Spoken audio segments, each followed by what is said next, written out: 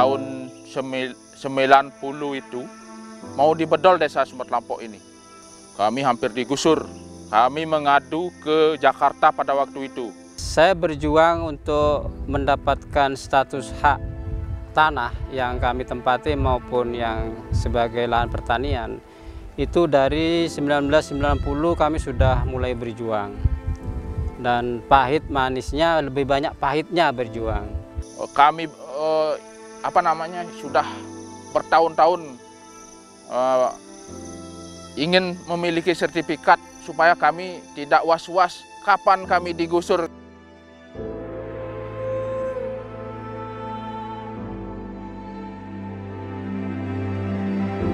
Kalau bicara soal hidup dan penghidupan manusia, tanah adalah muaranya. Karena tanah adalah sumber penghidupan. Merebut tanah artinya sama dengan merebut kehidupan. Sebagai sumber agraria yang paling penting, tanah merupakan sumber produksi yang sangat dibutuhkan. Bukan hanya karena memiliki nilai ekonomis tinggi, akan tetapi juga memiliki nilai filosofis, politik, sosial, dan budaya.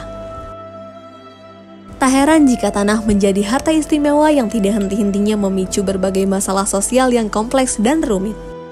Meningkatnya kebutuhan manusia akan tanah, sementara tanah itu bersifat tetap membawa dampak pada meningkatnya jumlah sengketa atau konflik agraria yang terjadi di Indonesia.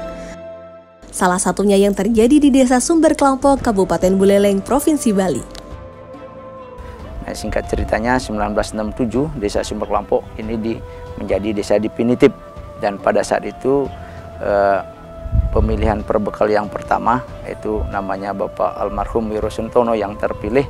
Nah, di sanalah Desa Sumber Kelampok diakui dengan adanya infrastruktur seperti sekolah, Impres yang pertama 1967 atau SD satunya, terus yang kedua 1976 di Impres SD 2 Sumber Kelampok begitu. Nah, dengan perjuangan yang cukup lama begitu terkait dengan adanya PT yang mengupayakan pada saat itu sekitar tahun 70. Nah, warga kami dijanjikan akan diberikan tanah oleh pemerintah, akan tetapi justru yang didatangkan PT Margarana dan Dharmajati. Nah, dengan singkat cerita bahwasanya tahun 90 itu ada surat SK dari Bapak Gubernur tentang bedol desanya. Nah, itu kami akhirnya dengan tokoh masyarakat sampai ke Jakarta memperjuangkan harapannya biar ada kepastian. Nah, dari Jakarta kami mendapatkan sebuah rekomendasi terkait dengan bahwasanya Sumber Kelampok sudah menjadi desa definitif 1967. Nah, terkait dengan hal itu makanya tahun 1990 kami mengawali untuk menguasai kembali tanah tersebut oleh masyarakat. Nah, tanah tersebut dikuasai termasuk hasilnya sudah diupayakan oleh masyarakat begitu. Dan kami terpilih selaku kepala desa di Desa Sumber Kelampok 2013.